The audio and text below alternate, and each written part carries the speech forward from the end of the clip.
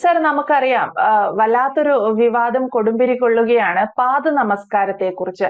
പാദ നമസ്കാരം വേണോ വേണ്ടയോ, വിദ്യാർത്ഥികളെ കൊണ്ട് ചെയ്യിപ്പിച്ചത് ക്രൂരതയാണ്. അത്തരത്തിൽ ഒരുപാട് വിവാദങ്ങൾ മാധ്യമങ്ങളിൽ വലിയ വലിയ ചർച്ചകൾ നടക്കുന്നു.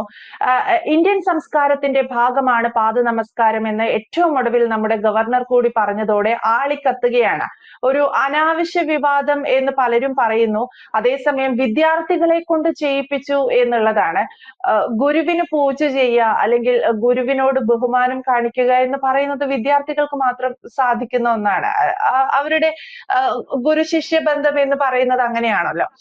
എന്തുകൊണ്ടായിരിക്കാം സാർ ഇത്രയേറെ വലിയൊരു വിവാദം ആളിക്കത്തുന്നത്? എന്താണ് ഇതിന് പിന്നിൽ? ഗുരു നമസ്കാരം അല്ലെങ്കിൽ പാദ നമസ്കാരം എന്ന് പറയുന്നത് ഇന്ത്യൻ സംസ്കാരത്തിലൊക്കെ അത്രയേറെ വലിയ തെറ്റായിട്ടുള്ള ഒരു കാര്യമാണ്. ഇന്ത്യൻ സംസ്കാരത്തിൻ്റെ അകത്ത് തെറ്റാണോ എന്ന് ചോദിച്ചു കഴിഞ്ഞാൽ അത് അങ്ങനെ നമുക്കൊരു യൂണിഫൈഡ് ആയിട്ടുള്ള ഒരു കോഡൊന്നും ഇതിൻ്റെ അകത്തില്ല ഇക്കാര്യങ്ങളിൽ. കാരണം ഈ പാദ നമസ്കാരം എന്ന് പറയുന്നത് കേരളത്തിൻ്റെ ഒരു പശ്ചാത്തലത്തിൽ അമ്മയ്ക്കും അച്ഛനും അമ്മാവൻ അപ്പൂപ്പൻ ഇങ്ങനെ ഉള്ളവർക്ക് മാത്രമേ പാദ നമസ്കാരം പറഞ്ഞിട്ടുള്ളൂ. കേരളത്തിൻ്റെ ഒരു പശ്ചാത്തലം അങ്ങനെയാണ്. അതായത് ആ ഹൈറാർക്കിയിൽ മാത്രം പ്രധാനമായിട്ടും അമ്മയുടെ പാദം നമസ്കരിക്കുന്നതാണ് ഒരു പ്രധാനപ്പെട്ട അനുഗ്രഹദായകമായ കാര്യമായിട്ട് കേരളം എടുത്തിട്ടുള്ളത്. പക്ഷെ വിവാദം ഉണ്ടാക്കുന്നവര് അവര് ഇരുവിഭാഗവും ഓരോ പ്രമാണം മുന്നോട്ട് വെച്ചിട്ട് അതിൻ്റെ പേരിൽ തർക്കങ്ങൾ ഉണ്ടാക്കുകയാണ് ചെയ്യുന്നത്. ഈ സന്യാസിമാരെ പോലും നമസ്കരിക്കേണ്ട ആവശ്യമില്ല എന്നൊരു പ്രമാണം കേരളത്തിലുണ്ട്. അതിൻ്റെ അടിസ്ഥാനപരമായ കാര്യം പറയാം. ഈ കേരളം ബേസിക്കലി ഒരു താന്ത്രിക് സൊസൈറ്റി ആയിരുന്നു കേരളത്തിലെ ജനം. അത് വളരെ കാലം ബാക്കിലേക്ക് മാറി. അതുകൊണ്ടാണ് ഈ കേരളത്തിൽ പല വിചിത്രമായ കാര്യങ്ങളൊക്കെ നമ്മൾ ആചാരങ്ങള് ഉപാസനകളൊക്കെ കാണാൻ പറ്റുന്നത്. അതായത് ബംഗാളിൽ നിന്ന് തന്ത്രയുടെ ഒരു ഭാഗം കാശ്മീരം വഴി ഗുജറാത്തിലെത്തി, ഗുജറാത്തിൽ നിന്നും കൊങ്കൺ വഴി കേരളത്തിലേക്ക് തിരിച്ചു വന്നൊരു പാരമ്പര്യവും നമുക്കുണ്ട്. ഈ രണ്ട് പാരമ്പര്യങ്ങളാണ് നമുക്കുള്ളത്. ഇതിലെ രണ്ടാമത്തെ പാരമ്പര്യത്തിൽപ്പെട്ട ആളാണ് ബഹുമാനപ്പെട്ട ഗവർണർ.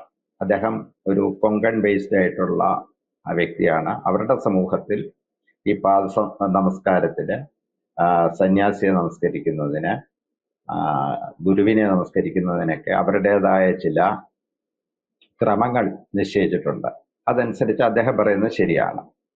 പക്ഷേ മലയാളിയെ സംബന്ധിച്ചിടത്തോളം മലയാളിയുടെ DNA-യിലുള്ള കാര്യം എന്ന് പറയുന്നത് ഈ പറയുന്ന പാദ നമസ്കാരം മാതാവ്, പിതാവ്, മാതുലൻ, പിന്നെ മുത്തച്ഛൻ, അങ്ങനെയുള്ള മുത്തശ്ശി, അതുപോലുള്ള ആളുകളിൽ ഒതുക്കണം എന്നുള്ളതാണ്. കാരണം അവരാണ് പ്രഥമ ഗുരു എന്നുള്ളതാണ്. അത് കഴിഞ്ഞിട്ടാണ് അധ്യാപകൻ അല്ലെങ്കിൽ ആശാൻ എത്തുന്നത്.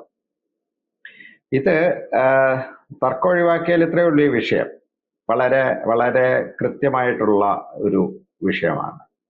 നമ്മൾ ആലോചിക്കണം, ഈ പാരമ്പര്യത്തിൻ്റെ അകത്ത് പറയുന്നൊരു കാര്യം എന്ന് പറഞ്ഞു കഴിഞ്ഞാൽ പരശുരാമ സൃഷ്ടമാണ് കേരളം എന്ന് പറയുമ്പോൾ പോലും ഇവിടെ അങ്ങനെയുള്ള പരശുരാമനെ പോലും വെല്ലുവിളിച്ചിട്ടുള്ള ആളുകളൊക്കെ ഉണ്ടായിട്ടുണ്ട്. ക്ഷേത്രങ്ങളിൽ സ്ത്രീകൾക്ക് പൂർണ്ണ ദണ്ഡനമസ്കാരം അനുവദിച്ചിട്ടില്ല.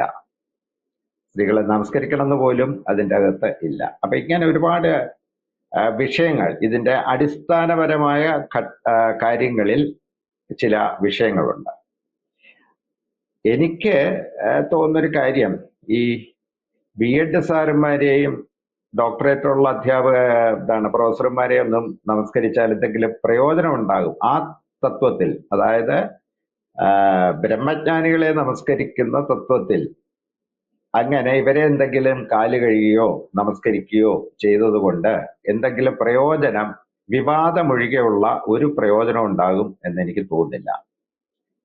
എന്ന് പറഞ്ഞ കേരളത്തിലെ പുരോഗമനവാദികളും മറ്റുള്ളവരും കേരളത്തിന്റെ ഉപാസനാക്രമങ്ങളും അല്ലെങ്കിൽ ആചാര അനുഷ്ഠാനങ്ങളും ഒക്കെ പിന്തുടരുന്നില്ലേ എന്ന് ചോദിച്ചാൽ അതുകൊണ്ട് ഇടതുപക്ഷക്കാരായ എത്രയോ സാഹിത്യകാരന്മാർ സാംസ്കാരിക നായകന്മാരും ഒക്കെയാണ് വിദ്യാരംഭ ദിവസം കുട്ടികളെ എഴുത്തിനിരുത്താൻ വരുന്നത്.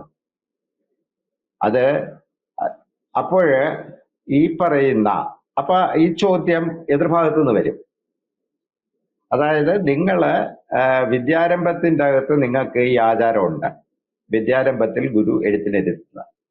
സത്യം പറഞ്ഞു കഴിഞ്ഞാൽ കേരളത്തിൽ എൻ്റെ ഒരു പശ്ചാത്തലത്തിൽ വിദ്യാരംഭത്തിന് ഇരുത്താൻ കുടുംബത്തിന് പുറത്തുള്ള ഒരാൾക്കും അവകാശമില്ല. അച്ഛനാണ് കേരള സമൂഹത്തിൽ എഴുത്തിനിരുത്തേണ്ട വ്യക്തി. കാരണം പരമ ഗുരു എന്ന് പറയുന്ന അച്ഛനാണ്. പക്ഷെ ഇവിടുത്തെ എന്താണ് പുരോഗമന സാഹിത്യ സാംസ്കാരിക നായകന്മാരെല്ലാം കൂടി ഏതെങ്കിലും മാധ്യമ സ്ഥാപനം വിളിക്കുമ്പോൾ അവിടെ കാണുന്ന കാശ് കണ്ട് മഞ്ഞളിച്ച് അതിൽ പോയി ചാടും. അതുപോലെ തന്നെ വിവിധ ജാതി മതസ്ഥർ അവരവരുടേതായ വിവാഹത്തിനും നൂലുകെട്ടിനും അതുപോലുള്ള കാര്യങ്ങൾക്കൊക്കെ അവരുടെ ആചാരങ്ങൾ ഉപയോഗിക്കും. അപ്പൊ ഈ സംഗതി എന്ന് പറയുന്നത് നമുക്ക് കൃത്യമായ ഒരു ഇതുണ്ടാക്കാൻ പറ്റുന്ന, അല്ലെങ്കിൽ എന്താണ് ഇതിന്റെ യഥാർത്ഥ വഴി എന്താണ് എന്ന് ചോദിച്ചു കഴിഞ്ഞാൽ ഞാൻ ഉറച്ചു നിൽക്കുന്ന ഒരു വഴി എന്ന് പറയുന്നത് നമ്മുടെ DNA വഴിയാണ്.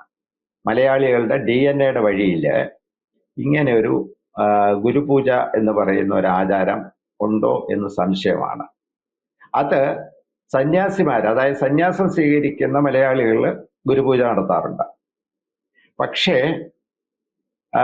നാരായണ ഗുരുസ്വാമിയെയോ ചട്ടമ്പി സ്വാമികളെയോ അങ്ങനെ പാദ നമസ്കാരം നടത്തിയതായിട്ട് എന്തെങ്കിലും ഒരു ചരിത്രമോ ചിത്രമോ അല്ലെങ്കിൽ എന്തെങ്കിലും രേഖപ്പെടുത്തലുകളോ കണ്ടിട്ടില്ല. ഇത് 1980 ശേഷം ഇവിടെ ഉണ്ടായ ഒരു റിവൈവലിസം, ഒരു പുതുമയുടെ ഭാഗമായിട്ട് ഇങ്ങനെ കൊങ്കൺ ഭാഗത്തു നിന്നും നോർത്ത് ഇന്ത്യയിൽ നിന്നും പല ആചാരങ്ങളും കടന്നു വന്നിട്ടുണ്ട്. ഇപ്പം എന്താണ് കേരളത്തിലെ വളരെ ലളിതമായിരുന്ന കേരളത്തിലെ വിവാഹ ചടങ്ങുകൾ പലതും എന്താണ് പത്താന്മാരുടെ മോഡലില് മൈലാഞ്ചി ഇടുക അങ്ങനെയൊക്കെ തുടങ്ങിയ ഒരുപാട് സംഗതികൾ. പക്ഷെ അതിൻ്റെ അകത്ത് വേറൊരു ഗുണമുണ്ട്. ഒരു ആഘോഷം, അതിൻ്റെ വിവാഹത്തിന് ഒരു ആഘോഷം ഉണ്ടാകുന്നുണ്ട്. അത് വളരെ നല്ല കാര്യമാണ്. ഇതിനകത്ത് ഒന്നാമത്തെ കാര്യം, ഈ പാദപൂജ ഏറ്റുമേടിക്കാൻ ഗുരുക്കന്മാർ അർഹരാണോ എന്ന് ആദ്യം തീരുമാനിക്കേണ്ടത് ഗുരുക്കന്മാരാണ്, കുട്ടികളല്ല. കുട്ടികള് അതിന് ബാലത്വം എന്ന് പറയുന്ന ഒരു സ്വഭാവമാണ്. അവരോട് പറഞ്ഞാൽ ചെയ്യും. അവർക്ക് അതിൻ്റെ അകത്ത് കൽമഷമൊന്നും ഇല്ല. അവർക്ക് സന്തോഷമായിരിക്കും ചിലപ്പോൾ തോന്നുക. അല്ലാതെ മുതിർന്ന ആളുകൾ അതിനെ വ്യാഖ്യാനിച്ച് കണ്ടുപിടിക്കുന്ന തെറ്റുകുറ്റങ്ങളൊന്നും കാണുന്നില്ല. ഒരു കാര്യം കൂടെ പറഞ്ഞുകൊണ്ട് നമുക്കിത് അവസാനിക്കാം. കേരളത്തില് പല VIP കൾക്കും പൂർണ്ണകുംഭം നൽകി തന്ത്രിമാരൊക്കെ സ്വീകരിക്കുന്നത് കാണാം. അതെന്ന് പറയുന്ന പൂർണ്ണകുംഭം നൽകാൻ യോഗ്യത ഉള്ള ആളാണോ എന്ന് തന്ത്രിമാർ പലരും ആലോചിക്കാറില്ല. അപ്പൊ ഇങ്ങനെയുള്ള പലവിധ മണ്ടത്തരങ്ങൾ കേരളത്തില് പുതുമയുടെ ഭാഗമായിട്ട് അരങ്ങേറുന്നുണ്ട്. അതുകൊണ്ട് നമുക്ക് ഇതിനെപ്പറ്റി അടുത്ത തർക്കം കിട്ടുന്നതും വരെയുള്ള ഒരു തർക്കം, വിവാദം ആയിട്ട്, മതവിവാദമായിട്ട് എടുക്കാം. പക്ഷേ ഇതിൻ്റെ അകത്ത് ഏറ്റവും പ്രധാനപ്പെട്ട കാര്യം എന്ന് പറയുന്നത് കേരളത്തിലെ ഹിന്ദു സമൂഹം ഇതിനോട് ഒട്ടും റെസ്പോണ്ട് ചെയ്തിട്ടില്ല. ഈ പാദ നമസ്കാരം വേണമെന്ന് പറയുന്ന യാഥാസ്ഥ്യവാദികളും വേണ്ട എന്ന് പറയുന്ന പുരോഗമനവാദികളും അവരിൽ ഒരു വിഭാഗം മാത്രമാണ് ഇതിനെപ്പറ്റി സംസാരിക്കുകയും വിവാദം ഉണ്ടാക്കുകയൊക്കെ ചെയ്തുകൊണ്ടിരിക്കുന്നത്. അവരൊക്കെ ഒന്ന് മൂകാംബിയിൽ പോയി തൊഴുതു കഴിഞ്ഞാൽ ഇവരുടെയൊക്കെ പ്രശ്നം തീരും എന്നാണ് എൻ്റെ ഒരു വിശ്വാസം. ഓക്കെ. എന്തായാലും പാദ നമസ്കാരം കേരള സംസ്കാരത്തോട് അത്രയേറെ യോജിച്ച് കിടക്കുന്ന ഒന്നല്ല എന്നാണ് അശോക് സാറിന്റെ ഒരു ചർച്ചയിൽ നിന്ന് നമുക്ക് മനസ്സിലാക്കാൻ സാധിക്കുന്നത്. ഇത്തരം സംഗതികളൊക്കെ അക്സെപ്റ്റ് ചെയ്യാനുള്ള ഒരു ബുദ്ധിമുട്ട് കേരളത്തിന് പൊതുവെയുണ്ട്. മാത്രമല്ല ഇത് പരമ്പരാഗതമായി അല്ലെങ്കിൽ വളരെ പ്രാചീന കാലം മുതലൊക്കെ ഇന്ത്യയിൽ നിലനിൽക്കുന്ന ഒരു സംസ്കാരം എന്ന രീതിയിലും നമുക്ക് വിലയിരുത്താൻ സാധിക്കില്ല. 1980കളുടെ ഒക്കെ ഒരു തുടക്കം മുതലാണ് പാദ നമസ്കാരം ഇന്ത്യയിൽ പ്രചരിച്ചത് അല്ലെങ്കിൽ ആരംഭിക്കുന്നത് എന്ന രീതിയിലാണ് മനസ്സിലാക്കാൻ സാധിക്കുന്നത്. എന്തായാലും ഈ വിവാദം അശോക് സാർ സൂചിപ്പിച്ചതുപോലെ മറ്റൊരു വിഷയം കിട്ടുന്നത് വരെയുള്ള വെറും ഒരു വിവാദ വിഷയം മാത്രമായി കണക്കാക്കാം എന്നുള്ളതാണ് വ്യക്തമാണ്. Thank you sir.